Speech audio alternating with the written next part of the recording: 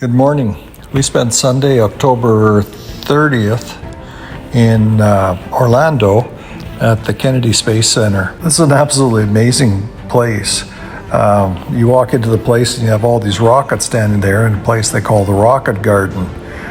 We went really early Sunday morning. We went online and we couldn't get tickets to take the bus tour, and that was part of what we really wanted to do. We went early in the morning. There was lots of room on the buses. You jump on the bus and we toured over to where they have the whole Apollo exhibit, and they talk about it. On the way there, we passed the rocket assembly building, and the building up front here with the angled glass in the front of it is mission control. The doors in these things will open right to the top because they build the rocket standing up, and these doors take 45 minutes to open and 45 minutes to close.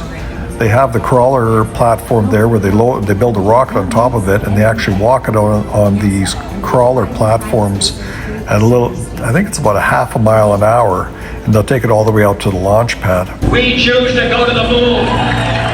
We choose to go to the moon. We choose to go to the moon in this decade and do the other thing. Not because they are easy, but because they are hard.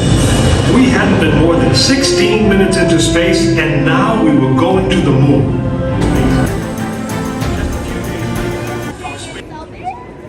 They had one of the Atlas V rockets in there, and the engines on the things were absolutely amazing.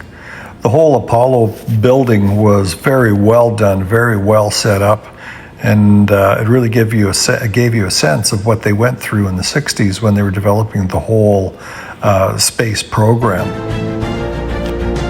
The next building we toured through was the Atlantis building. In the Atlantis building, it's all about the shuttles and how it took them 12 years to design the shuttle and actually figure out how they could build a reusable spacecraft. Again, the whole display and explanations and everything that's in there is absolutely stunning. They have one of the Atlantis shuttle that's in there. They have it on display. They had this gentleman that was giving a tour, and he was talking about all the things they had to develop to actually build the space shuttle.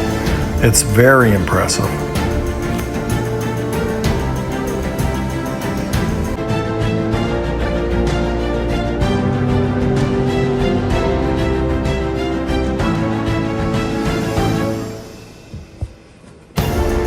One thing that excited us the most is that they did use an Airstream to shuttle the astronauts from where they were put into their spacesuits until they right out to the rocket launch pad.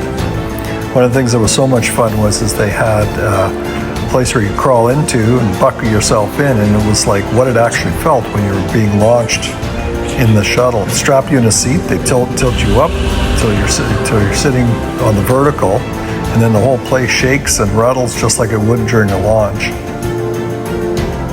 They had some really good presenters there that talked about the future of space and what they were going to next and about going to Mars. Away from the Earth. One thing that they were very excited about, they talked lots about, was the new Artemis space program. And Artemis I is scheduled to launch, the first rocket is scheduled to launch November 14th, 2022. This is the program where they're going back to the moon. It's been 50 years since they've been on the moon, and they're planning on going back.